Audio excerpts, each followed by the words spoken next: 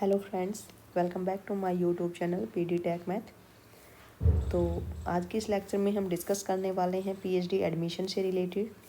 NIT Jalandhar, doctor Bhimrao Ambedkar NIT Jalandhar में अच्छी खासी यहाँ पे सीट्स निकली हुई है पीएचडी के लिए। तो full time and part time दोनों के लिए यहाँ पे सीट्स निकली हुई है। तो हम देख लेते हैं कि किस सब्जेक्ट में कितनी सीट निकली हुई है एंड क्या इसकी लास्ट डेट है एंड क्या क्राइटेरिया होना चाहिए। सॉरी, देखिए, how to apply. The link to fill the online application form can be access through institute website. ये आपकी इंस्टीट्यूट वेबसाइट है, इसके थ्रू आप यहाँ पे एप्लीकेशन फॉर्म अप्लाई कर सकते हैं। Please submit separate application form if applying for more than one programme. अगर आप एक से ज़्यादा प्रोग्राम में अप्लाई करना चाहते हैं देन सेपरेट एप्लीकेशन फॉर्म आपको अप्लाई करना होगा। एक ही एप्लीकेशन से आपका काम नहीं चलने वाला। अगर आप अलग अलग प्रोग्राम के लिए अप्लाई करना चाहते हैं then you can apply separate application form, submit a separate application form.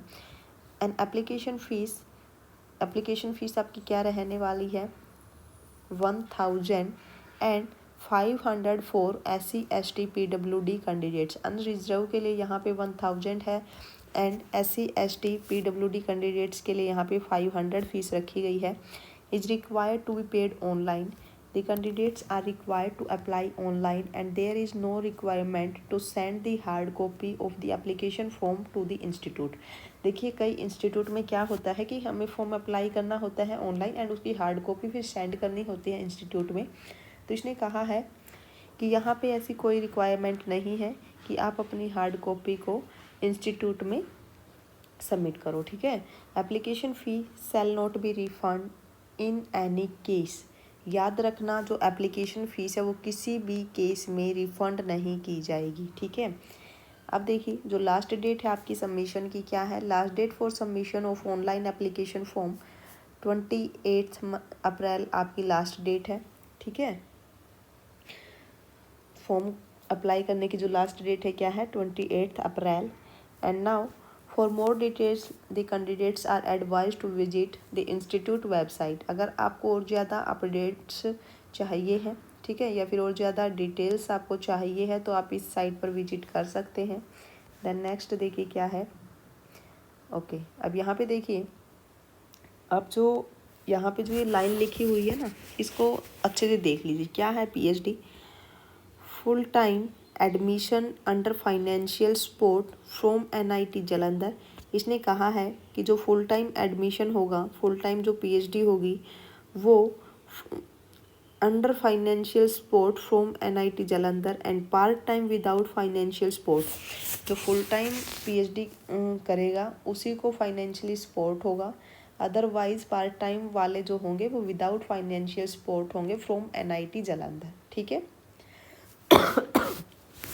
Okay, अब देखिए यहाँ पे डिपार्टमेंट देख लीजिए। यहाँ पे डिपार्टमेंट और ब्रॉड एरिया ऑफ रिसर्च दोनों दिया हुआ है। तो जिसका भी जो भी सब्जेक्ट है वो यहाँ पे देख लीजिएगा।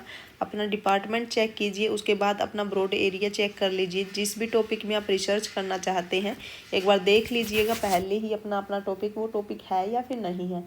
ऐसा ना हो कि मतलब मान लीजिए आपका एडमिशन भी हो जाए और बाद में प्रॉब्लम आए, बाद में लगे कि ये एरिया तो था ही नहीं, है ना। तो अब देखिए, यहाँ पे पहले ही देख के जाना है कि जो यहाँ पे रिसर्च एरिया जो यहाँ पे लिखा हुआ है क्या वो मैच करता है जिसमें आप करना चाहते हैं। तो सबसे पहला जो सब्जेक्ट है biotechnology and this is the broad area of research. And second is chemical engineering. यहाँ पे जो ज़्यादा सब्जेक्ट्स है ना, ज़्यादा डिपार्टमेंट यहाँ पे इंजीनियरिंग के ही मिलेंगे because this is an NIT. Okay, अब यहाँ पे ये ब्रॉड एरिया चेक कर लीजिएगा।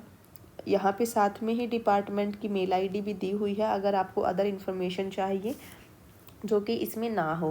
Then third is civil engineering and fourth is computer science and engineering and fifth is electrical engineering and sixth is electronics and communication engineering and then seventh is information technology, eighth is instrumentation and control engineering and then next is ninth industrial and production engineering and 10th is mechanical engineering and then 11th is textile technology and 12th is humanities and management and then 13 is physics, 14 chemistry, and then 15 is mathematics and computing.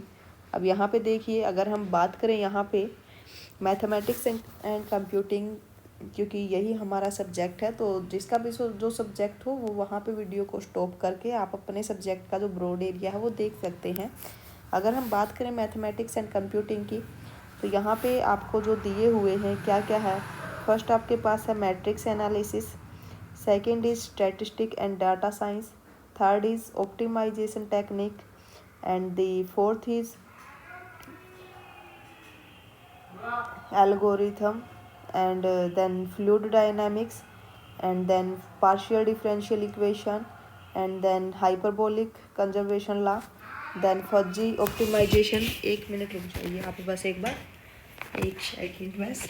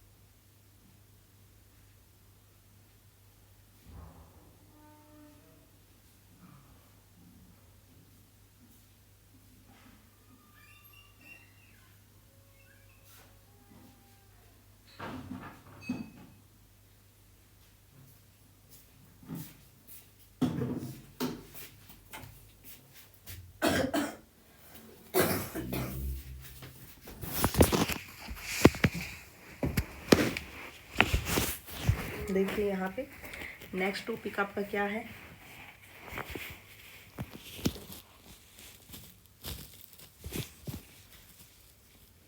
Next is numerical analysis and inequalities, real analysis, fractal geometry, fractal functions, fixed point theory, application, computer aided geometric design, numerical solution of PD using neural networks. यहाँ पे देखिए ये इसने fix किया है, numerical solution of PDs using neural networks and deep learning for time series forecasting. ठीक है, तो ऐसे ही आपको अपने अपने ब्रॉड एरिया चेक कर लेने कि क्या ब्रॉड एरिया है। ओके, नेक्स्ट टॉपिक क्या है।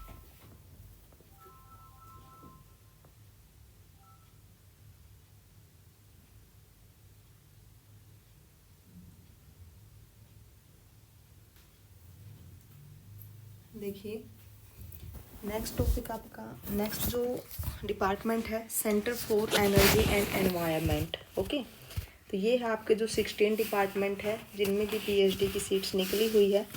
And then eligibility criteria, eligibility criteria आप देख लीजिएगा। ओके, कि क्या है एलिजिबिलिटी क्राइटेरिया। फर्स्ट जो है ये फुल टाइम के लिए है, PhD full time under institute fellowship with teaching assistantship come scholarship. ठीक है, ये पीएचडी फुल टाइम जो कि इंस्टीट्यूट खुद फेलोशिप देगी उनके लिए है कि क्या क्या एलिजिबिलिटी क्राइटेरिया होना चाहिए। जो फर्स्ट में है इंजीनियरिंग डिपार्टमेंट्स जितने भी है ये 1 to 11 एंड 16, ये जो डिपार्टमेंट है उन सब के लिए ये क्राइटेरिया है। एक बार इसको अच्छे से रीड कर लीजिएगा। ठीक है, ओके, एंड देन ये जो है यहाँ पे देखिए for all engineering departments serial number 1 to 11 and 16, जो भी डायरेक्ट पीएचडी में एडमिशन लेना चाहता है वो भी यहाँ पे अवेलेबल है। In case of candidates with BTech BE BS, जो भी 4 ईयर का कोर्स करते हैं उनके लिए भी यहाँ पे डायरेक्ट पीएचडी एडमिशन अवेलेबल है। बट किस बेस पे क्या है criteria, with A CGPA of 8.5 and above on a 10-point scale or 80% aggregate from a centrally funded technical institute. All such candidate must be GATE qualify. Okay, GATE qualify होना चाहिए। The number of credit course to be cleared will be 24 credit before comprehensive examination। एक बार ये अच्छे से आप guidelines देख लीजिएगा। जो भी जिसका सब्जेक्ट है यहाँ पे अच्छे से देखना है एक बार कि क्या क्या क्वालिफ़िकेशन होनी चाहिए, ठीक है, क्योंकि सबकी अपनी एक अलग अलग है। अगर हम यहाँ पे department of mathematics and computing पर जाते हैं तो उसके लिए हम देख लेते हैं कि क्या क्राइटेरिया यहाँ पे इसने रखा हुआ है। आप वीडियो को स्टॉप करके अपने वाला चेक कर सकते हैं। ये देखिए यहाँ पे 1.2 department and mathematics and computing and science department, ठीक है। अब साइंस यहाँ पे फिजिक्स और केमिस्ट्री और मैथमेटिक्स ये तीनों डिपार्टमेंट के लिए है। क्या है, masters degree in appropriate branch of science with A first class और मिनिमम 60% मार्क्स और CGPA of 6.5 on 10 point scale in the qualifying examination. Qualifying examination वही है आपका, जैसे आपने जो मास्टर डिग्री की है तो उसमें आपके जो मार्क्स है वो कितने होने चाहिए, मिनिमम 60% होने चाहिए। For getting institute level teaching assistantship cum scholarships candidates with a master degree in science और मैथमेटिक्स और statistic must be valid and qualifying GATE score और वैलिड CSI, या तो नेट होना चाहिए या फिर गेट होना चाहिए, ठीक है। अब जो CSI या नेट है इसमें LS हो या फिर JRF हो या फिर इंस्पायर या फिर NBHM PhD qualification etcetera, okay. तो आप अपनी अपनी एक बार देख लीजिएगा। यहाँ पे ये ह्यूमैनिटीज़ एंड मैनेजमेंट के लिए दी हुई है। देन आगे चलते हैं हम एक बार ये देख लीजिएगा, ठीक है। और हाँ, जिसका भी नेट या फिर गेट है एक बार देख लीजिएगा आप इसको अच्छे से रीड करके। उनको एग्ज़ाम नहीं देना है, जो आपका एंट्रेंस एग्ज़ाम होता है, ठीक है। उनको डायरेक्ट एक प्रेजेंटेशन प्रिपेयर करनी है और प्रेजेंटेशन की डेट यहाँ पे रखी हुई है। हम अभी डिस्कस करते हैं कि डेट क्या होने वाली है यहाँ पे, ठीक है। अगर हम यहाँ पे चले, देखिए सबसे पहले नंबर ऑफ़ सीट्स आप देख लीजिए कि नंबर ऑफ़ सीट्स यहाँ पे कितनी है। देखो, जो full time with institute fellowship ये उनके लिए है जो फुल टाइम PhD करेगा, और इंस्टीट्यूट जिनको भी ये स्कॉलरशिप देगी। तो बायोटेक्नोलॉजी में आपकी टोटल सीट्स यहाँ पे 9 है, ओके। और यहाँ पे जो फेलोशिप जो JRF या फिर इंस्पायर जो फेलोशिप है, यानी कि आउटसाइड द इंस्टीट्यूट फेलोशिप जो है उनके लिए यहाँ पे 9 सीट है। एंड पार्ट टाइम के लिए 7 सीट है। Part time under project at NIT तो ये 7 सीट है। टोटल अगर हम देखें तो टोटल सीट कितनी है यहाँ पे 32 है, ओके। ऐसे ही आपको हर एक सब्जेक्ट के लिए चेक कर लेनी है कि आउटसाइड जो फेलोशिप है उनके लिए कितनी है। अगर पार्ट टाइम की बात करें तो उनके लिए कितनी है, एंड प्रोजेक्ट जो करेगा उसके लिए कितनी सीट्स हैं, ठीक है। और जो इंस्टीट्यूट फेलोशिप देगी उनके लिए 9 ये, ठीक है। ऐसे ही अपने अपने सीट्स यहाँ पे चेक कर लीजिएगा, ओके, हो जाएगी।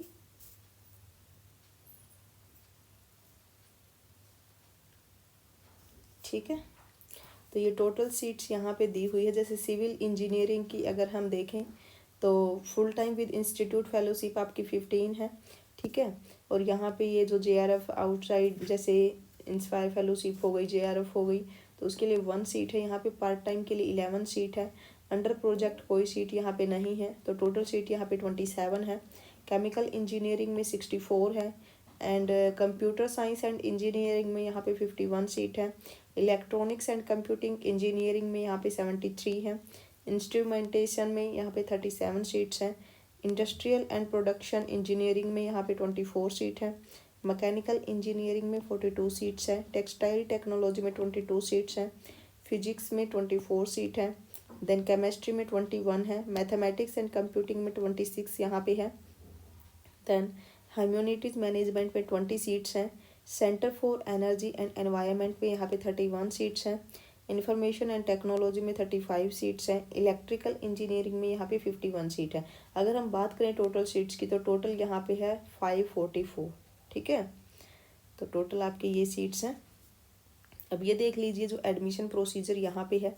एडमिशन प्रोसीजर आप एक बार इसको अच्छे से रीड कर लीजिएगा। जिसका गेट या फिर नेट JRF वो है तो उनके लिए टेस्ट ज़रूरी नहीं है, वो डायरेक्ट यहाँ पे शॉर्ट लिस्ट किए जाएंगे। आप फॉर्म अप्लाई कर दीजिएगा तो उनकी वहाँ पे एक प्रेजेंटेशन होने वाली है, इसको आप देख लीजिएगा एक बार अच्छे से, ठीक है। जो आपका एग्ज़ाम का जो पैटर्न रहने वाला है, जिसका भी एग्ज़ाम होगा वो क्या रहेगा, तो एग्ज़ाम पैटर्न ये देख लीजिए, the exam pattern of examination shall be as of GATE and NET examination. जो आपका प्रोसीजर गेट और नेट का रहता है वही यहाँ पे पैटर्न एंट्रेंस एग्जाम का रहने वाला है। The screening test will be MCQ mode, okay, multiple choice question. Then next देखिए क्या है, अदर इश्यूज, ये आप चेक कर लीजिएगा। एंड देन नेक्स्ट क्या है, ये है इम्पोर्टेंट डेट्स। एक बार ये देख लीजिए आप अच्छे से क्या क्या है इम्पोर्टेंट डेट। फर्स्ट में है last date for submission of application, क्या है सॉरी, एप्लीकेशन अप्लाई करने की जो लास्ट डेट है वो क्या है 28 अप्रैल, strictly through online mode, okay, strictly यहाँ पे ऑनलाइन मोड में ही अप्लाई होगी, ऑफलाइन मोड नहीं है। सेकंड इज 28 अप्रैल है, ठीक है, जो लास्ट डेट आपकी है। देन सेकंड नंबर पे क्या है, display of list of eligible candidate by concern HOD in the institute website, ठीक है। जो भी एलिजिबल कैंडिडेट होंगे वो डिस्प्ले कर दिए जाएंगे, कब, वेबसाइट पर, कब कर दिए जाएंगे 1 मई को, ठीक है, 1 मई को यहाँ पे डिस्प्ले हो जाएगा। देन रिटन टेस्ट जो होगा, जिसका भी रिटन टेस्ट होगा वो कब होगा, ये देखिए 9 मई को, और कितने बजे होगा 10 बजे। यहाँ पे टाइम पहले ही इन्होंने दे दिया है, और थ्रू ऑफलाइन फिजिकल मोड में ही होगा ओनली, ऑनलाइन मोड नहीं है। रिपोर्टिंग टाइम आपका क्या है 10 AM, ये रिपोर्टिंग टाइम है 10 AM, ओके, और कब होने वाला है 9 मई को। अब उसके बाद क्या है, display of all list of candidate eligible for presentation and interaction. तो जो जिनको भी प्रेजेंटेशन देनी है, जो भी एलिजिबल कैंडिडेट होंगे प्रेजेंटेशन एंड इंटरेक्शन के लिए, तो वो डिस्प्ले हो जाएगी 9 मई को, और कितने बजे, by 4 PM in the respective departments, okay. And fifth is presentation and interaction by all eligible candidate. अब ये जो प्रेजेंटेशन और इंटरेक्शन जो भी ये होनी है, तो वो कितने बजे कितनी तारीख को होगी, ये आपकी होने वाली है 10 मई को। And through offline mode only, ये भी आपकी ऑफलाइन ही होने वाली है। Then next is display of list of selected candidate. अब जो भी बच्चे सेलेक्ट होंगे तो वो 13 मई को डिस्प्ले कर दिए जाएंगे। Then deposition of fees online, और उसके बाद जिन भी बच्चों का सिलेक्शन हो जाएगा तो फीस यहाँ पे रखी गई है ऑनलाइन मोड में ही, और उसका जो टाइम रखा है 14 मई टू 25 मई। The next is physical reporting in institute, document verification and constitution of RAC, okay. अब देखिए जो भी आपकी फिजिकल रिपोर्टिंग होगी इंस्टीट्यूट में डॉक्यूमेंट वेरिफिकेशन के लिए, उसके लिए डेट रखी गई है यहाँ पे 22 जुलाई टू 26 जुलाई, ओके। एंड देन यहाँ पे जो आपकी जो क्लासेस अब होनी स्टार्ट हो जाएगी वो कब से है 29 जुलाई से, ओके। अब ये आप देख लीजिएगा एक बार अच्छे से,